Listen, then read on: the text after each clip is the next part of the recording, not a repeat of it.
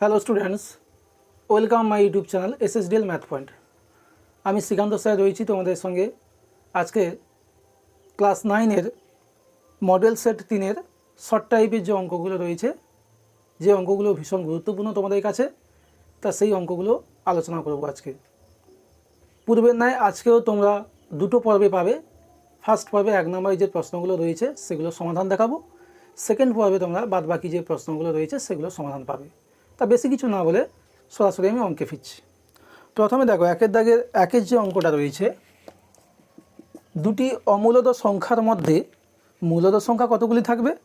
অমূলদ সংখ্যা বা অসংখ্য অমূলদ সংখ্যা রয়েছে বা কোনো অমূলদ সংখ্যা নেই। তাই এটা একটু বলে রাখি, তোমরা গ্র্যাজুয়েশন লেভেলে গেলে density property of rational number মানে মূলদ সংখ্যা আর density property of irrational number, এই দুটো প্রপার্টি পাবে। সেখানে আমরা কি পাবো না, দুটি অমূলদ সংখ্যার মধ্যে অসংখ্য মূলদ সংখ্যা রয়েছে, আবার অসংখ্য অমূলদ সংখ্যা রয়েছে। তার মানে এই প্রশ্নের সঠিক উত্তর হয়ে যাবে যে দুটি অমূলদ সংখ্যার মধ্যে অপশান সি রয়েছে কি অসংখ্য অমূলদ সংখ্যা রয়েছে। অপশান সি অসংখ্য অমূলদ সংখ্যা রয়েছে, এটাই হয়েছে সঠিক উত্তর। এরপরে 2-এর প্রশ্নটা দেখে নেব, সূচকের অঙ্ক, খুব ইম্পর্টেন্ট অঙ্ক। দেখো কি রয়েছে, 20 টু দ্য পাওয়ার -x সমান 1/7। এখানে মান জানতে চেয়েছে 20 টু দ্য পাওয়ার 2x। দেখো খুব সহজে কীভাবে করছি, 20 টু দ্য পাওয়ার -x 1/7 আছে, সেটা উপরে গেলে 7-এর পাওয়ারটা -1 হয়ে যাবে। এবার একটু ক্যালকুলেশন করে নিই যে এই 7 টু দ্য পাওয়ার -1কে যদি বাম দিকে আনি, -1টা +1 হয়ে যাবে, আর 20 টু দ্য পাওয়ার -xটাকে যদি উপায় নিয়ে যাই তাহলে -xটা +x হয়ে যাবে। তাহলে লিখলে কেমন আসবে, যে একটু ঘুরিয়ে লিখছি, 7 সমান 20 টু দ্য পাওয়ার x। এবার চেয়েছে কি 20 টু দ্য পাওয়ার 2x, তাহলে দুটোকে স্কোয়ার করে দিই, 7 স্কোয়ার এদিকে 20 to the power x whole square, তাহলে চলে আসছে 49 সমান 20 টু দ্য পাওয়ার 2x। তাহলে দেখো এখানে অপশান সিতে রয়েছে 49, এটাই সঠিক উত্তর, অপশান সি। এরপরে তোমাদের লেখচিত্র থেকে একটা শর্ট কোশ্চেন রয়েছে, একটা সমীকরণ রয়েছে, দেখো 2x + 3 = 0। এই সমীকরণটা কি রিপ্রেজেন্ট করবে? এক্স অক্ষ, ওয়াই অক্ষ, না এক্স অক্ষের সমান্তরাল, না ওয়াই অক্ষের সমান্তরাল? তা দেখো 2x + 3 = 0, এটা আমরা যদি ক্যালকুলেশন করে নিই, 2x সমান -3 বা x = -3/2। এবার তোমাদের অবশ্যই এটা মনে আছে যে ওয়াই অক্ষের সমীকরণ x = 0। এবার যদি x সমান ধ্রুবক হয়, কনস্ট্যান্ট, তাহলে কি হয়, সেটা হয়ে যায় ওয়াই অক্ষের সমান্তরাল। তা দেখো এখানে কেমনভাবে পেয়েছি আমরা, x সমান -3/2, একটা ধ্রুবক। তার মানে এই যে সমীকরণটা রয়েছে 2x + 3 = 0, এটা রিপ্রেজেন্ট করছে, মানে নির্দেশ করছে ওয়াই অক্ষের সমান্তরাল। এটা অপশান হয়ে যাচ্ছে অপশান বি, সঠিক উত্তর। এরপরে 4-এর যে প্রশ্নটা রয়েছে, দেখো একটা বৃত্ত রয়েছে, সেই বৃত্তের কেন্দ্রের স্থানাঙ্ক 0,0, অর্থাৎ মূলবিন্দু 0,0। বৃত্তের উপরিস্থিত একটি বিন্দু স্থানাঙ্ক, এখানে ধরছি সাপোজ 3,4। এবার জানতে চেয়েছে বৃত্তটির ব্যাসার্ধের দৈর্ঘ্য। তা ব্যাসার্ধ মানে বৃত্তের কেন্দ্র থেকে তার উপরিস্থিত কোনো একটা বিন্দুর সংযোগ সরলরেখা। তাহলে দেখো এই যে দুটো বিন্দুর মধ্যে ডিস্টেন্স নির্ণয়ের সূত্র আমরা জানি, তা সেটাই করলে চলে আসছে কি, বৃত্তটির ব্যাসার্ধ অ্যাকচুয়ালি কী আসবে, এই মূল বিন্দু থেকে এই যে 3-4 পয়েন্টটা রয়েছে তার দূরত্ব কী আসছে, √0 - 3 হোল স্কোয়ার + 0 - 4 হোল স্কোয়ার। সূত্রটা তোমাদের জানাই আছে যে এর ফার্স্ট কোঅর্ডিনেট থেকে এর ফার্স্ট কোঅর্ডিনেট বিয়োগ করে স্কোয়ার, এর সেকেন্ড কোঅর্ডিনেট থেকে এর সেকেন্ড কোঅর্ডিনেট বাদ দিয়ে স্কোয়ার। এটা আসছে -3 স্কোয়ার মানে 9, আর -4 স্কোয়ার সমান 16, মাইনাসের স্কোয়ার মানে প্লাস, তাই চিহ্নটা নেগলেক্ট করছি, √25 সমান 5 একক। এটা কত নম্বর অপশানে রয়েছে দেখে নাও, এটা রয়েছে অপশান এ। তার মানে 4-এর দাগে প্রশ্নের সঠিক উত্তর হলো অপশান এ। 5-এর দাগে একটা অঙ্ক রয়েছে, ABCD সামান্তরিক, তা BD কর্ণের মধ্যবিন্দু রয়েছে M। এই টাইপের অঙ্কগুলো কিন্তু বেশি আটকায় তোমাদের, তাই এই অঙ্কগুলো ভালো করে দেখে নাও। দেওয়া রয়েছে ABCD সামান্তরিক। আমি এখানে সামান্তরিকের ছবিটা একটু রম্বসের মতো আঁকবো, কেননা সেটা পরে যখন অঙ্কটা করব বুঝতে পারবে এই আঁকার অর্থটা কী। ABCD, BD কর্ণ যেটা রয়েছে সেই কর্ণের মধ্যবিন্দু M। আচ্ছা, এদিকে কর্ণটা এখানে সামান্তরিকের কর্ণ পরস্পরকে সমদ্বিখণ্ডিত করে, তা এই যে মধ্যবিন্দু সেটা দেওয়া রয়েছে M। আরেকটা ডেটা রয়েছে BM ABCকে সমান দুভাগে ভাগ করেছে, ABC কোণকে সমান দুভাগে ভাগ করেছে। ধরো এটা x ডিগ্রি, তাহলে এটাও x ডিগ্রি। কি জানতে চেয়েছে?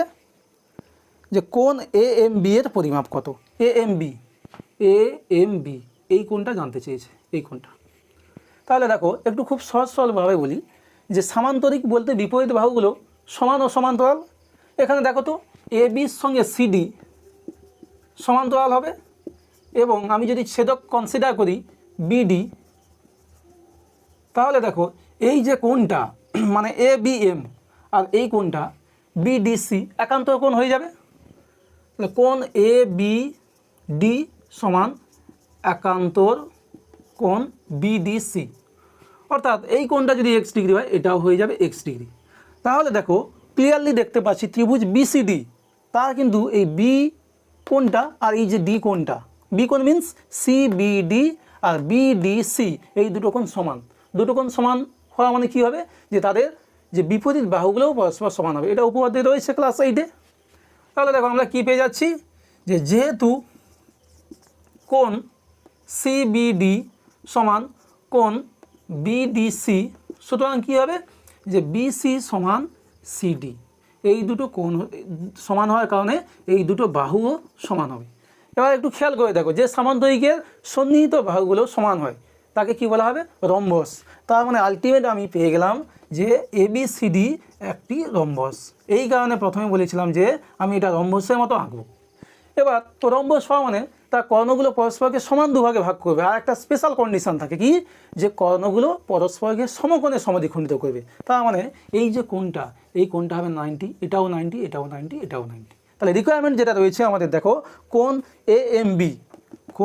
AMB সেটা আমরা পেয়ে যাচ্ছি 90 ডিগ্রি। অ্যাকচুয়ালি যে কন্ডিশনগুলো দেওয়া আছে ওটা সামান্তরিক বললেও ওটা রম্বসই দেওয়া আছে, সেটা প্রমাণ করার ফলে আমরা কোণটা পেয়ে গেছি 90 ডিগ্রি। এরপরে অঙ্কে যাবো। এরপরে অঙ্কে বহুপদী সংখ্যামালা থেকে রয়েছে। এটা তোমাদের বইয়েরই অঙ্ক, বেশিরভাগ তোমাদের বইয়ের অঙ্ক, সেগুলো গুরুত্ব দিয়ে বোঝো না, এই কারণে সমস্যা হয় পরীক্ষাতে। তা আমি একটু বুঝিয়ে দিচ্ছি, সেগুলো একটু ভালো করে দেখে নাও। এরপরে 6টা এটা রয়েছে, দেখো একটা বহুপদী সংখ্যামালা রয়েছে an to the power 4 plus bn cube plus cn square plus dn plus e। এটা একটা বহুপদী সংখ্যামালা। আচ্ছা একটু বলে দিই, আগে যে প্রশ্নের উত্তরটা 5-এর দাগে সেটা কিন্তু অপশান সি দেখো 90 ডিগ্রি রয়েছে। আচ্ছা এই অঙ্কতে দেখো এই একটা বহুপদী সংখ্যামালা রয়েছে, তার একটা উৎপাদক n² - 1 হলে সেক্ষেত্রে তোমাদের রয়েছে 4টে অপশান, তার মধ্যে কোনটা ঠিক হবে। তাই একটু দেখে নিই যে n² - 1 যদি উৎপাদক হয় তাহলে এর জিরোটা কী পাবো? ইকুয়াল টু 0 করে পাবো, যে n² সমান 1 বা n সমান ±1। তার মানে যেহেতু n² - 1 হচ্ছে এর উৎপাদক, গুণনীয়ক উপপাদ্য বা ফ্যাক্টর থিওরেম থেকে পাবো এর যে শূন্যটা এই পলিনোমিয়ালে বসালে সেটা 0-র সঙ্গে সমান হবে। তাই এক্ষেত্রে আমি +1 বসালেও এই টোটাল ভ্যালুটা 0-র সঙ্গে সমান হবে, বা -1 বসালেও টোটাল ভ্যালুটা 0 আসবে। কেন না, শূন্য কিন্তু দুটো পেয়েছি। এবার এখানে যে কন্ডিশনগুলো রয়েছে না, সেখানে +1 বসালে হবে না, তোমাকে বসাতে হবে -1। এটা একটু মাথায় রাখবে যে -1 ভ্যালুটা বসাতে হবে। তার মানে দেখো এক্ষেত্রে আলটিমেট কী আসবে, যেহেতু ভাষা লিখছি না 1 নম্বরে বলে, n এর মানটা আমি নিচ্ছি -1 whole to the power 4, b -1 whole cube, c -1 whole square, d into -1 plus e equal to 0। মানে আমি কী করলাম, যে n এর মানটা নিলাম -1 প্লাস -1 ছিল, সেক্ষেত্রে আমি -1টা কনসিডার করলাম। কেন? যে অপশানে রয়েছে সেই অপশানের মধ্যে উত্তরটা মেলানোর জন্য। -1কে জোড় সংখ্যক গুণ করলে +1 হয়ে যাবে, বিজোড় সংখ্যক গুণ করলে মানে পাওয়ারটা যদি বিজোড় হয় তাহলে -1 আসবে। তাহলে ফটাফট বসিয়ে দিই, এখানে এই আসবে, এখানে -b, এখানে আসবে +c, এখানে -d + e = 0। মাইনাসগুলোকে এক সাইডে নিয়ে যাই, a + c + e পড়ে থাকলো, ওদিকে b + d। দেখো কত নম্বর অপশানে পেয়ে যাচ্ছে, এটা অপশান এতে আমরা পেয়ে যাচ্ছি। এরপরে 7 অঙ্কটা, এটা আগেই ছিল, পেয়েছো তোমরা, তা তবুও একবার বলে দিই যেহেতু এসছে। কি রয়েছে? a + b + c = 0। তাহলে জানতে চেয়েছে a²/bc, b²/ca + c²/ab এর ভ্যালুটা কত। তা দেখো a + b + c = যদি 0 হয়, তাহলে উৎপাদক বিশ্লেষণ যে চ্যাপ্টার রয়েছে সেই চ্যাপ্টারে আমরা কী পেয়েছি? a³ + b³ + c³ = 3abc। এই রেজাল্টটা শুধু অ্যাপ্লাই করবো, ফটাফট উত্তরটা চলে আসবে। তাই এটা যেমন যোগ করার নিয়ম করি, লসাগু আসবে abc, bc চলে গেলে a² সঙ্গে গুণ হলে a³, c ক্যান্সেল করলে b পড়ে থাকবে, bটা b² সঙ্গে গুণ করলে b³। আবার দেখো ab যদি আমি ক্যান্সেল করি c থাকছে, c আর c² গুণ করলে c³। এবার দেখো ওপরের ভ্যালুটা কী পেয়ে যাচ্ছে, যেহেতু এই কন্ডিশনটা রয়েছে a³ + b³ + c³ = 3abc, আর নিচে থাকছে abc, কাটাকুটি করলে 3। এটা কত নম্বর অপশানে রয়েছে? অপশান ডি, এটা উত্তর অপশান ডি। এরপরে আরও একটা জ্যামিতির অঙ্ক দেখে নেব। 8এর যে অঙ্কটা রয়েছে দেখো,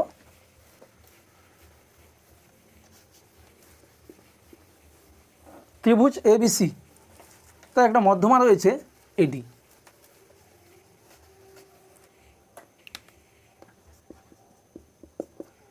ত্রিভুজ ABC একটা মধ্যমা রয়েছে AD, তার মানে ডিটা কী পেয়ে যাচ্ছে সঙ্গে সঙ্গে? BC বাহুর মধ্যবিন্দু। এবার রয়েছে AD মধ্যমার মধ্যবিন্দু E। এই যে AD মধ্যমা, তার একটা মধ্যবিন্দু নিচ্ছি, একটাই মধ্যবিন্দু হবে অবশ্য, E। এবার কি বলেছে? বর্ধিত BE AC-কে বিন্দুতে ছেদ করে। বর্ধিত BE AC-কে F বিন্দুতে ছেদ করে। জানতে চেয়েছে AF এর মান, যেখানে AC = 10.5। তা এখানে তোমাদের প্রয়োগে রয়েছে, প্রয়োগে কী ছিল যে শুধু একটা ড্র করতে হতো। এই ডি থেকে যদি আমি এর সমান্তরালে একটা রেখা ড্র করি, সেখানে প্রমাণটা তোমাদের ছিল এইগুলো সমান ভাগে ভাগ হয়ে যাচ্ছে। তাহলে দেখো AF এর ভ্যালুটা ACর যে ভ্যালু তার 1/3 অংশ, এটা তোমাদের প্রয়োগে রয়েছে, সেটাকে অ্যাপ্লাই করে দিচ্ছি যে AF = কি? 1/3 AC। তাহলে 1/3 ACর ভ্যালুটা রয়েছে 10.5, কাটাকুটি করলে 3 × 3 = 9, 3 × 5 = 15। তাহলে AF যে ভ্যালুটা চেয়েছে তার মান হচ্ছে 3.5 সেন্টিমিটার, সেটা হয়ে যাচ্ছে তোমাদের অপশান ডি। এবার 9 দাগের অঙ্কটা দেখে নেব।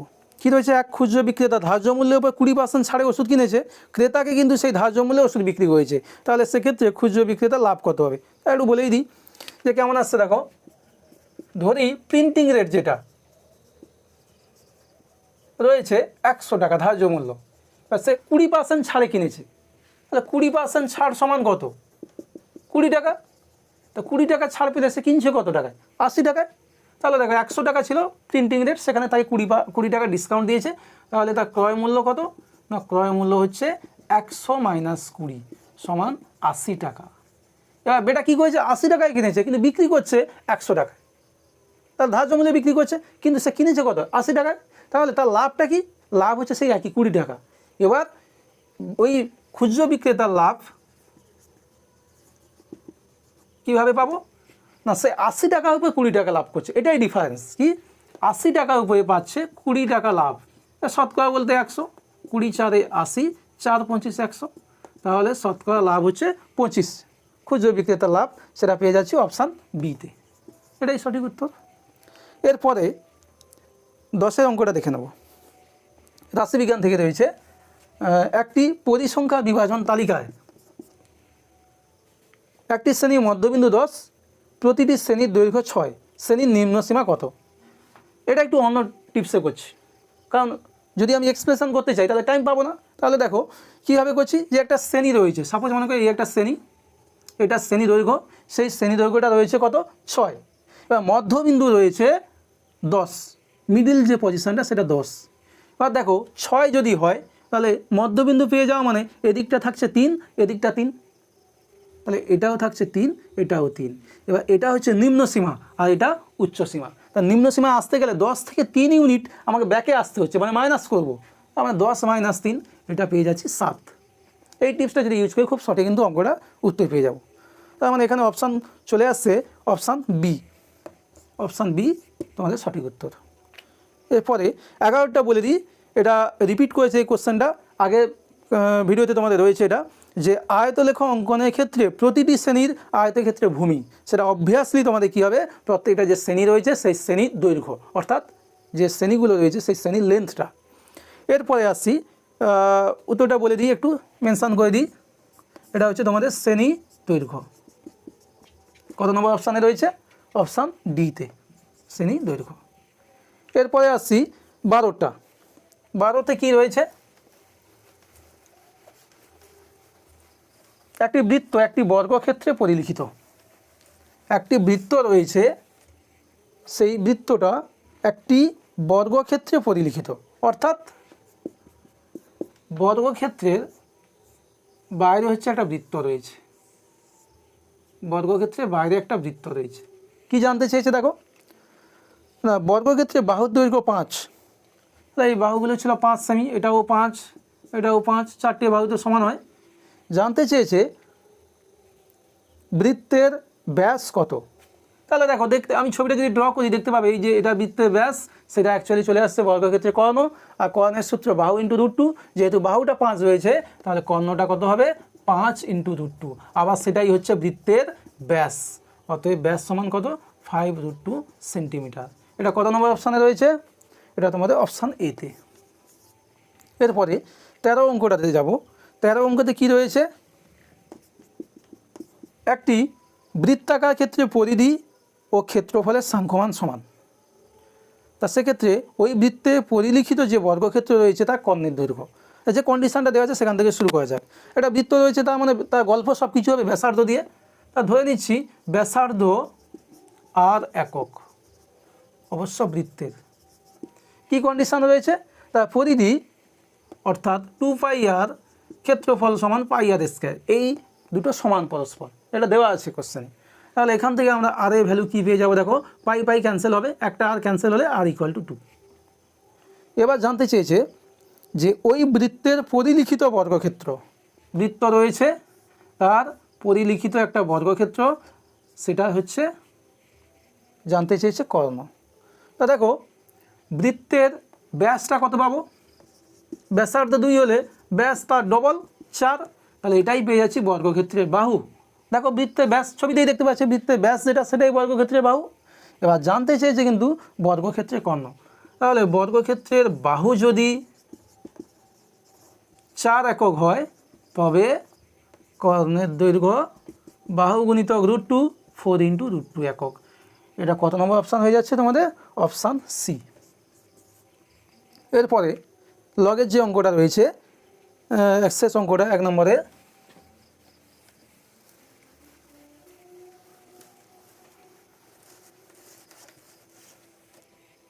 লগ বেসে রয়েছে x (1/3) সমান -1/3। এটা অর্থ কি? যে এক্সকে যদি -1/3 বার গুণ করি, অর্থাৎ এক্সের পাওয়ারটা যদি -1/3 হয় তাহলে আমরা 1/3 পাবো। তাহলে এখান থেকে আমরা কী লিখতে পারি? x⁻³ -1/3 সমান 1/3। কার ভ্যালু জানতে চেয়েছে? এক্সের ভ্যালু। তাহলে দেখো, এটাকে আবার লিখতে পারি 3⁻⁻1। এই টাইপের অঙ্ক আগেই করা হয়েছে। তা দেখো 3⁻⁻1 এদিকে এলে শুধু 3 হবে, -1 পাওয়ারটা +1 হয়ে যাবে, আর এখানে মাইনাস যে 1/3 পাওয়ারটা আছে ওটা যখন ডান দিকে যাবে তখন পাওয়ারটা কিন্তু +1/3 হয়ে যাবে। তা সেই রকমই লিখছি, 3 ওদিকে গেলে এক্সের মাথায় থাকছে 1/3। এবার যেহেতু এক্সের ভ্যালু চেয়েছে তাহলে এই যে এক্সের মাথায় যে 1/3 রয়েছে ওটাকে ওড়াতে হবে, শুধু 1 আনতে হবে। তা আমরা কিউব করবো, কিউব করলে 3 একটা আসবে, আর এই নিচে 3 আছে, কাটাকুটি হবে। তা দুদিকে এই হচ্ছে ঘন করে দিচ্ছি, 3 এর কিউব, এদিকে x⁻1/3 হোল কিউব, এদিকে আসছে দেখো 27, আর ওদিকে পেয়ে যাচ্ছে এক্স। তাহলে এক্সের ভ্যালু হচ্ছে 27। এটা তোমাদের রয়েছে অপশান ডিতে, অপশান এতে। তা আজকে এই পর্বে তোমরা 1 নম্বরে যে প্রশ্নের সমাধানগুলো পেয়ে গেলে। প্রথমত তোমাদের আগে আমি বলেছি, এখনও বলছি যে পরীক্ষার ক্ষেত্রে তোমাদের যে 1 নম্বর 2 নম্বরের প্রশ্ন, সেখানে কিন্তু তোমাদের টোটাল আমি দেখিয়েছিলাম কত নম্বরের প্রশ্ন থাকছে সেখানে না, 14 আর 26 মিলে 40 নাম্বার। 90-এর মধ্যে 40 নাম্বার যদি তোমাদের শর্ট কোশ্চেন থাকে, সেগুলো তোমাদের ভালো মার্কস পেতে গেলে খুবই ইম্পর্ট্যান্ট। তা অতএব আমি যেভাবে সলিউশনগুলো দেখাচ্ছি, অনেক অঙ্কের ক্ষেত্রে কিছু শর্ট টিক্স বলে দিচ্ছি, সেগুলো একটু মাথায় রাখো। এবার এই যে ধারাবাহিক পর্বগুলো চলছে, সেগুলো তোমাদের একটাই ফায়দা হবে কি, যে তোমরা পরীক্ষা থেকে হুবহু একই রকম কোশ্চেন পেয়ে যাবে। সেক্ষেত্রে তোমাদের কিন্তু অনেক ক্যালকুলেশন করতে হবে না। বিশেষ করে যে 1 নম্বরের প্রশ্নগুলো রয়েছে, সেগুলো কিন্তু তোমরা খুব কুইক অপশানটাকে সিলেক্ট করতে পারবে। 2 নম্বরের প্রশ্নগুলো অবশ্যই সেগুলো ক্লিয়ারলি কনসেপ্ট তোমাদের দেওয়া আছে, সেগুলো তোমরা যখন কমন পেয়ে যাচ্ছ, তখন তোমাদের হাতের স্পিডটা অলরেডি বাড়বে, মানে তোমাদের টাইমটা বাঁচবে। তা 2 নম্বরের প্রশ্নের যে সমাধানগুলো, সেগুলো পরের ভিডিওতে তোমরা পাচ্ছ। ততক্ষণে এই অঙ্কগুলো ভালো করে রিভাইজ করো, রিভিশন দাও। তা এই যে তোমরা এই ক্লাসগুলো হচ্ছে, সেই ক্লাসগুলো যাতে ধারাবাহিকভাবে চলতে থাকে, তার জন্য কিন্তু অনেকটা সাপোর্ট লাগে। সেই সাপোর্টটা তোমাদের কাছ থেকে পেলে খুব ভালো হয়। তোমরা অবশ্যই কমেন্ট করো, যে অঙ্কগুলোতে তোমাদের যদি কোথাও কিছু সমস্যা থাকে, সেগুলো কমেন্ট করলে নেক্সট যে ক্লাস হবে, সেই ক্লাসে সেই সমস্যাগুলো তোমাদের সমাধান করা হবে। যারা পুরনো রয়েছে তাদের বলার কিছু নেই, তোমরা একটাই করো যে তোমাদের চেনা পরিচয় বন্ধু যারা রয়েছে তাদেরকে প্রচুর শেয়ার করো। আর যারা নতুন আজকে এই ক্লাসে জয়েন হয়েছো, তা বলে দিই তোমরা চ্যানেলটিকে অবশ্যই লাইক কমেন্ট শেয়ার করবে, এবং পাশে থাকা বেল আইকনে প্রেস করে কিন্তু সাবস্ক্রাইব করতে ভুলো না। কেন, এইরকম কিন্তু সহজ সরল ভাষায় অঙ্ক খুব কমই পাবে, সেই কারণে খুব কুইক চ্যানেলটার সঙ্গে যুক্ত হয়ে যাও। আজকে পর্ব এইটুকু, টাটা।